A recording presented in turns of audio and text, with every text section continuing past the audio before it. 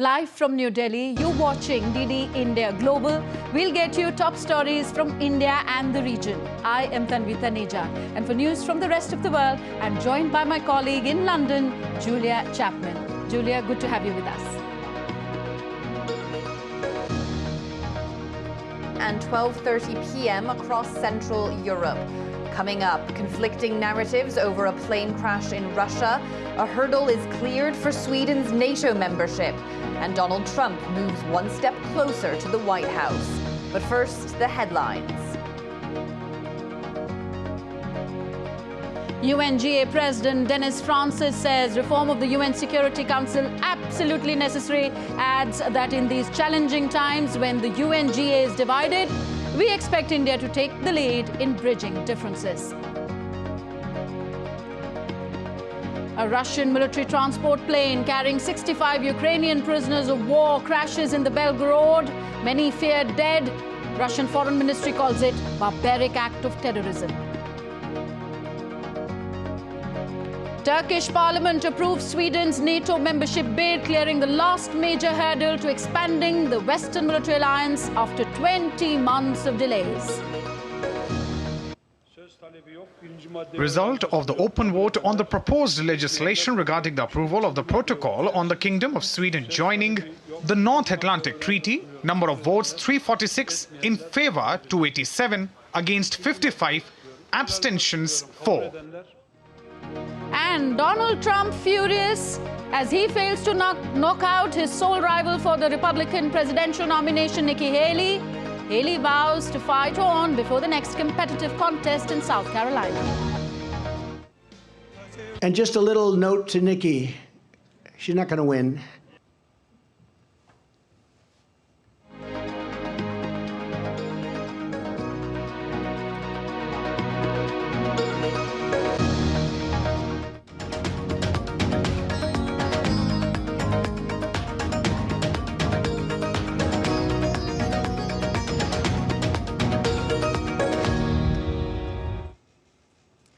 The UN General Assembly President Dennis Francis is on a 5-day visit to India. Dennis Francis has termed India as a reliable and highly regarded partner. The 78th President of the General Assembly, Dennis Francis, on his visit to India, held talks with External Affairs Minister of India, Dr. S. Jaishankar, in New Delhi today. The UNGA President said, reform of the UN Security Council is absolutely necessary and expects India to take the lead in bridging differences amid challenging times.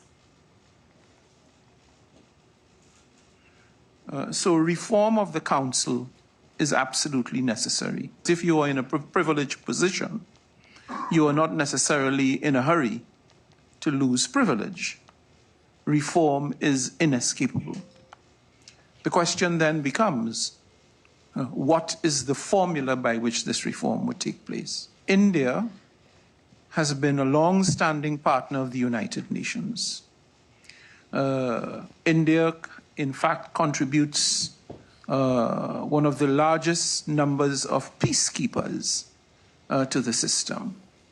And that is emblematic of India's commitment to multilateralism and to the values and principles that are enshrined in multilateralism. India is a mature, highly respected member of the United Nations. It is a leader in many ways, and I'm sure that that fact is not lost on the members of the General Assembly. Calling India as one of the UN's oldest partners, Francis appreciated India for sending the largest number of peacekeeping forces to the United Nations. India is already a key player both globally and at the United Nations. As the world's largest democracy where unity in diversity has endured for many years, India can relate very easily to principles of universality. UN membership is more divided. As President of the General Assembly, I look to India to lead the charge in our quest to repair the trust deficit among member states. And our correspondent Akshay Dongre joins us live on the story now. Akshay, Dennis Francis was vehement on the need for reforms of the UN Security Council. Tell us more on what was said. Well, Tanvi, looking at the current geopolitical scenario across the world, be it the ongoing conflict in Ukraine or the conflict that we are seeing in Gaza, or the tension that we are seeing in South China Sea, the tension that we are seeing in Africa, we are seeing that increasingly these conflicts are becoming more and more common and more damaging. And the United Nations that was formed after the Second World War to prevent such kind of conflicts and the possibility of a Third World War, which could in fact be devastating for the rest of the world, for entirety of the world rather, it is not able to fulfill that particular mission that it was established for. And that exactly is the reason that a lot of countries, especially from global south, be it the African countries, the countries from South Asia, the countries from Latin America, they have been asking for reform. They have been asking for their voices to be included as far as the decision-making body of the United Nations Security Council is concerned, where the 5 permanent members have the rights to veto any resolution that is being passed by the United Nations Security Council. And that becomes a problem as far as the rest of the world is concerned, given the fact that the UNSC was formed in a different geopolitical reality. And that is exactly what Dennis Francis also said, that the United Nations Security Council was formed in a different geopolitical reality. However, now what we are seeing in the world is a different time. And to reflect this different time, we need to have a different kind of decision-making body. However, he also pointed out that the countries that have the privilege, they are not very keen on making changes, or rather come up with a formula that can be more inclusive to the countries, because the kind of hegemony or rather the monopoly that has been formed as far as the United Nations Security Council is concerned, they don't want to lose out onto that power, and that is going to be the biggest challenge even for the United Nations as far as the reforms are concerned. All right. Now, because of the lack of the UN reforms, we are seeing increasing number of geopolitical tensions in the world. What was said, Akshay, regarding these ongoing conflicts in the world and the future ahead? Well, a very alarming statement has been given by Dennis Francis, the president of the United Nations General Assembly. He has said that the Third World War is not beyond the realm of possibility if the ongoing tensions in the Middle East turn into a regional conflict. He was referring to a question that was asked by DD India about the ongoing attacks on the merchant vessels by the Houthi militants in that particular area, the disturbance to the freedom of navigation and freedom of trade into that particular region, as well as more and more third-party factors coming into this particular conflict. So a possibility of a Third World War, which he said could be much more devastating than the last 2 world wars that the world has seen. And that, in fact, was an alarmist statement that was given by Dennis Francis. And calling for peace, he also said that the United Nations is not a policing platform. It doesn't have the right or the power to lock up countries. It can only isolate or put pressure on the countries. And given the fact the situation in the world, where the United Nations Security Council or the General Assembly is increasingly more divided, the need for reform is the answer to all the problems that the United Nations, be it the General Assembly or the Security Council, is facing in today's world. Back to you, Tanvi. Thank you. Thank you. Akshay Dongre reporting to us from New Delhi. Now, the US has asked China to urge Iran to rein in the Houthi rebels who are attacking the commercial ships in the Red Sea. However, the US has seen little sign of help from Beijing. The US is also concerned that the fallout from the Israel-Hamas conflict could destabilize the Middle East.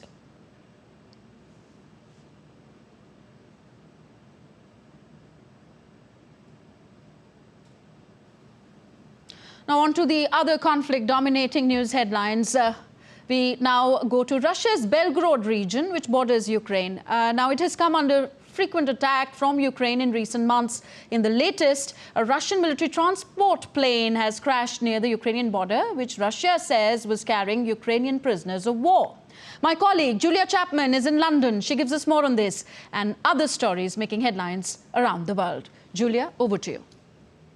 The governor of Belgorod says there were no survivors after a Russian military transport plane crashed in the region. The Russian Defense Ministry said it was carrying Ukrainian prisoners of war that were set to be exchanged in a swap. It says 65 Ukrainian prisoners of war and 6 crew members were on board at the time. But Ukrainian media are quoting sources in the military that the plane was carrying S-300 missiles, not prisoners. The Ilyushin 76 is a military transport aircraft that is used by Russian forces to move troops, equipment, weapons, and other cargo. The Belgorod region has experienced an uptick in attacks from Ukraine recently. A missile strike in December killed 25 people there.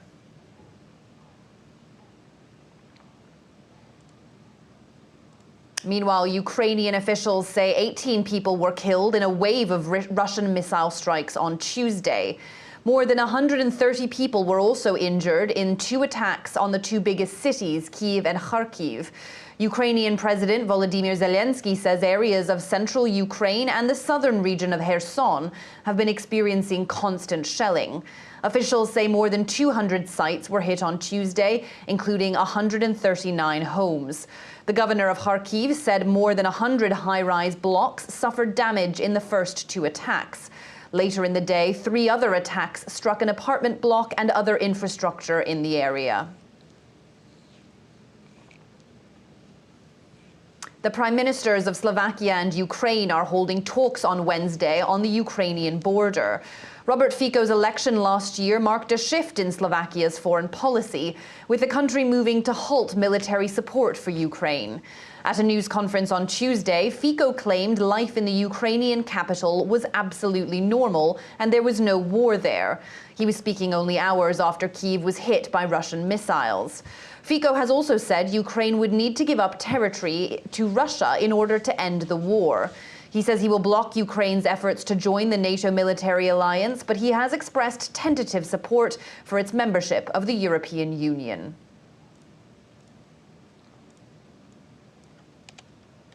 Sweden is one step closer to becoming a member of NATO after Turkey's parliament approved its bid on Tuesday. Sweden applied to join NATO more than 20 months ago, but its application has been held up by Turkey and Hungary. Lawmakers in Ankara voted 287 in favor and 55 against. Prime Minister Recep Tayyip Erdogan is expected to sign the bill into law in the days to come. That leaves Hungary as the final holdout, with the government saying there are still conditions for Sweden to meet.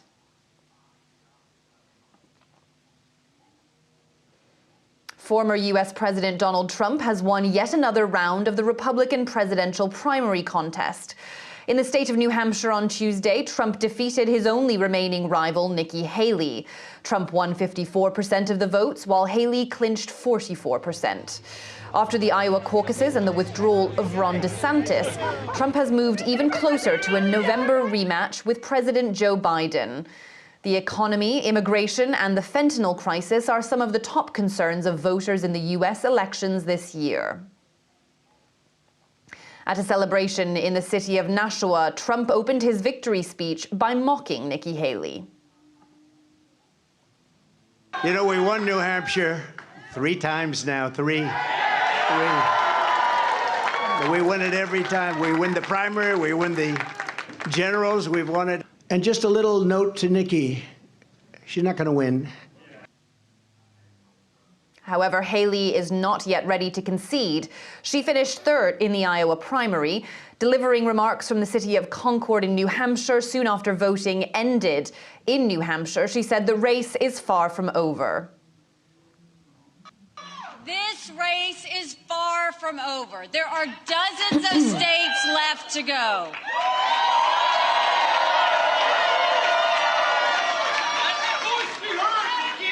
And the next one is my sweet state of South Carolina.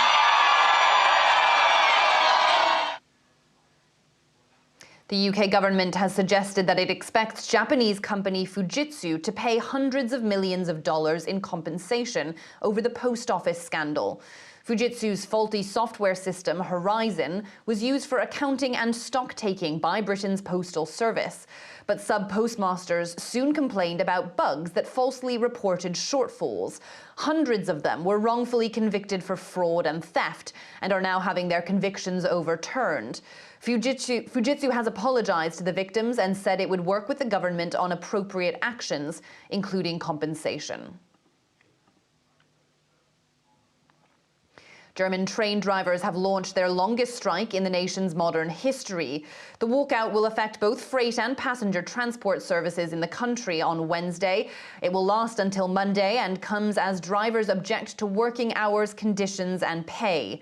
The industrial action is estimated to cost the country up to $110 million a day. The drivers' trade union says it was forced into the strike, accusing the national rail operator of attempting to trick workers. E-commerce giant eBay says it will cut around 1,000 jobs, some 9% of its current workforce. In a letter to company employees, eBay CEO Jamie Iannone said growth was not keeping up with expenses and the headcount had to be adjusted. The job cuts follow a wave of US tech layoffs after the industry hired heavily during the pandemic. That's it from me here in London. Back to you in the studio. Thank you very much, Julia, for joining us. Julia Chapman joining us all from London. You're watching DD India Global, still to come on the show. Former Thai Prime Minister hopeful Peter Limjaroenrat cleared in first of two cases against opposition that has plans for radical reforms in the country. North Korea demolishes monument symbolizing goal of reconciliation with the South, fires multiple cruise missiles towards the sea off its west coast.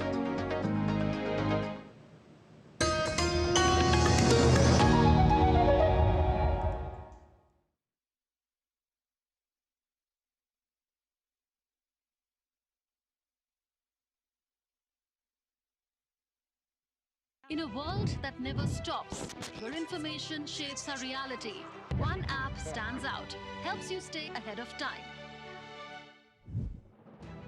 Introducing the DD India app, your gateway to a world of news right at your fingertips. Your most trusted source of news goes global, goes digital. Explore a world of options, top stories, live updates, in-depth analysis and more. Stay informed wherever you are. Real-time alerts keep you ahead of the curve always. The DD India app, connecting you to the world one story at a time. Download now and explore the world of knowledge, insights, and authentic information.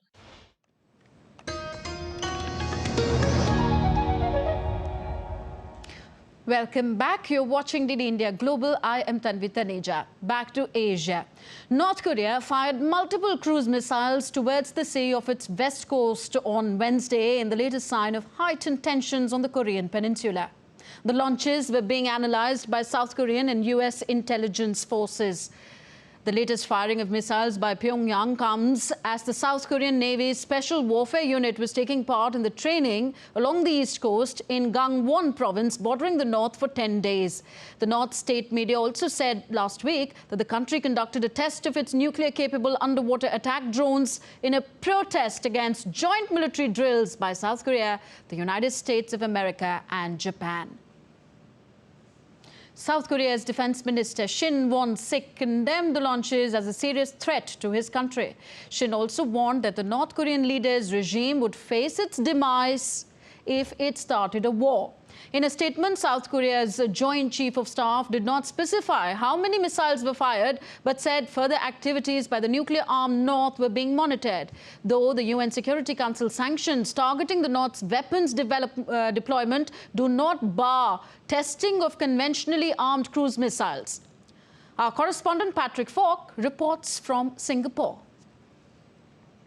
Pyongyang has been trying to develop an arsenal, possibly to use against South Korea. So that is possibly significant, and it's almost certainly the latest in a series of aggressive responses in response to joint drills between the US, South Korea and Japan. The thing to worry about really is there are indications that these sorts of tensions could escalate in the coming weeks, particularly in the run-up to South Korean parliamentary elections. There may be an attempt by North Korea to pressure Yoon Suk-yeol and his conservative government, which has taken a hard line against Pyongyang. And if you remember, just a day ago, there were reports saying that a monument which symbolized hope for reunification was apparently demolished by North Korea. So as I say, you know, this is an angry response from North Korea, and we could see more of this sort of reaction in the coming days and weeks ahead.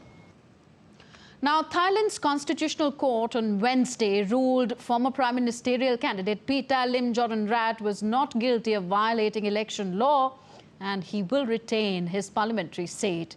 Pita, a senior figure with the progressive opposition party Move Forward, had been accused of breaking election law by owning shares in a media company while being a candidate.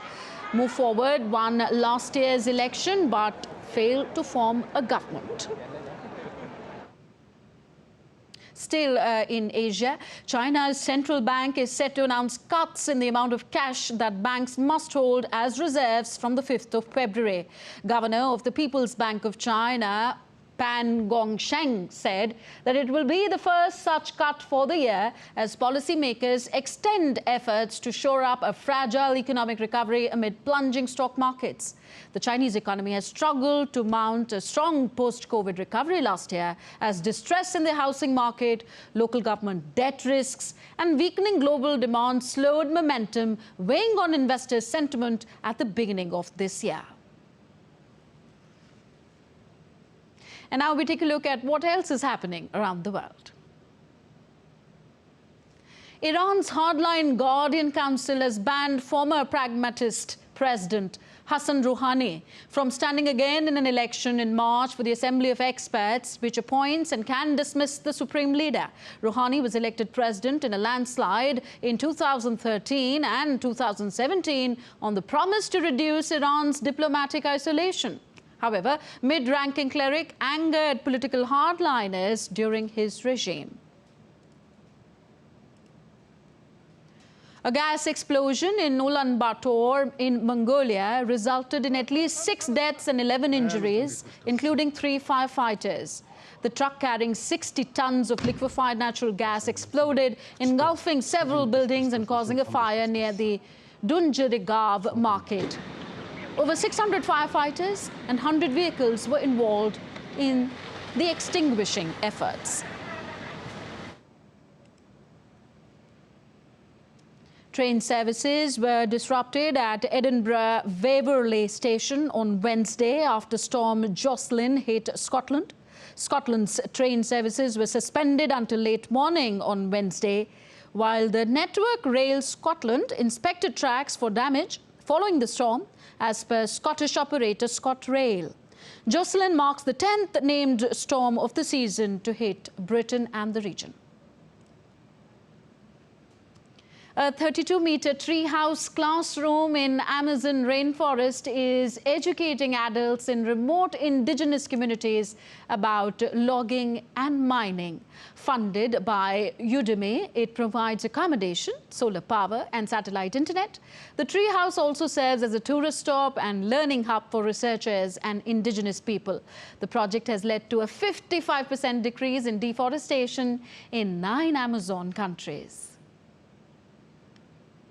Back to India now. Ahead of India's Republic Day, our Prime Minister Narendra Modi interacted with the tableau artists, National Cadet Corps cadets and National Service Scheme volunteers at his residence in New Delhi today. Youth Exchange Program cadets from 25 countries and tribal guests of the Republic Day celebrations also took part in the event. This year's Republic Day program will be women-centric, and the motto for this year's Republic Day parade is Viksit Bharat, that means Developed India.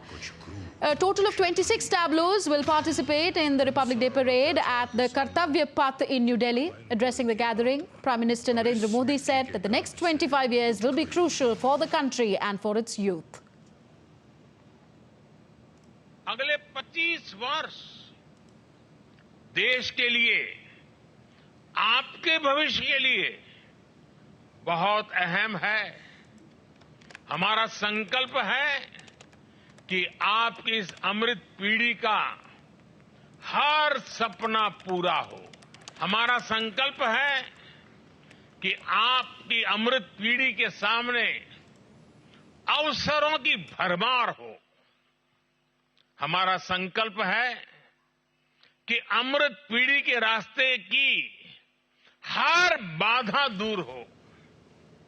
जो अनुशासन, focus mindset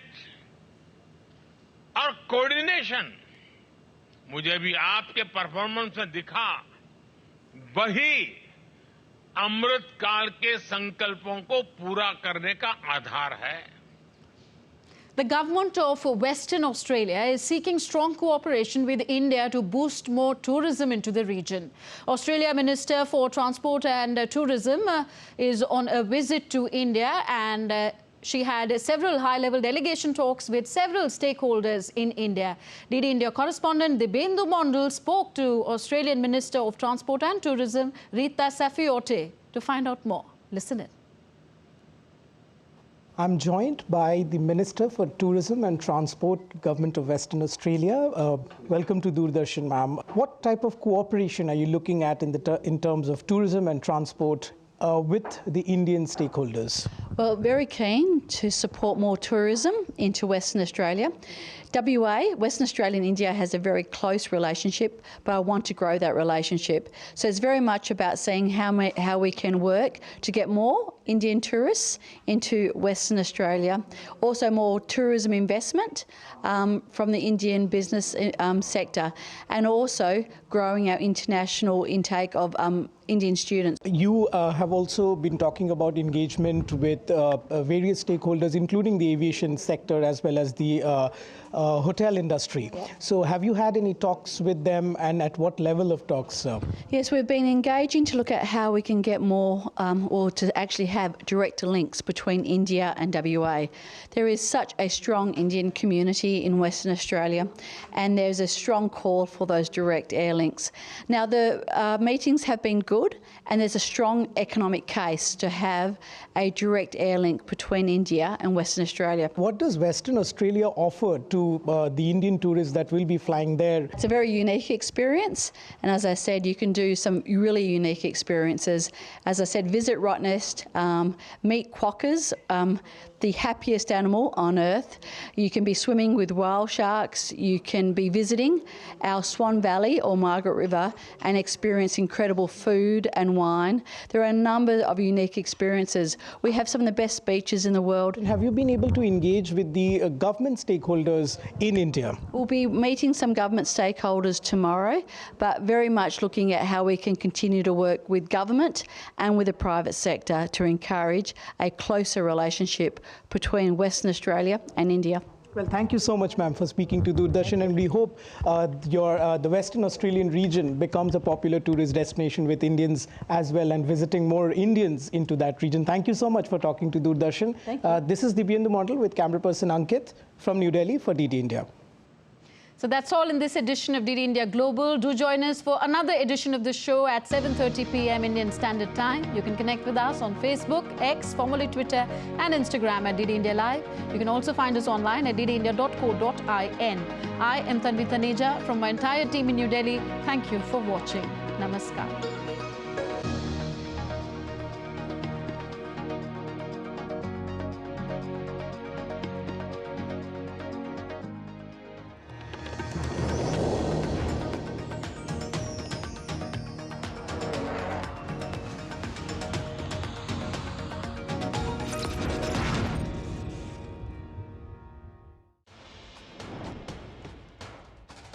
Wherever news breaks, whatever it takes. Connecting corners, cutting across continents. Stories that matter from across the globe. Accurate, authentic journalism that serves you right. From politics to glamour, from sports to world affairs, with a fusion of aesthetics and substance. Introducing news in a new avatar. Experience the world through a new lens. Stay tuned to DD India for an exciting journey beyond borders.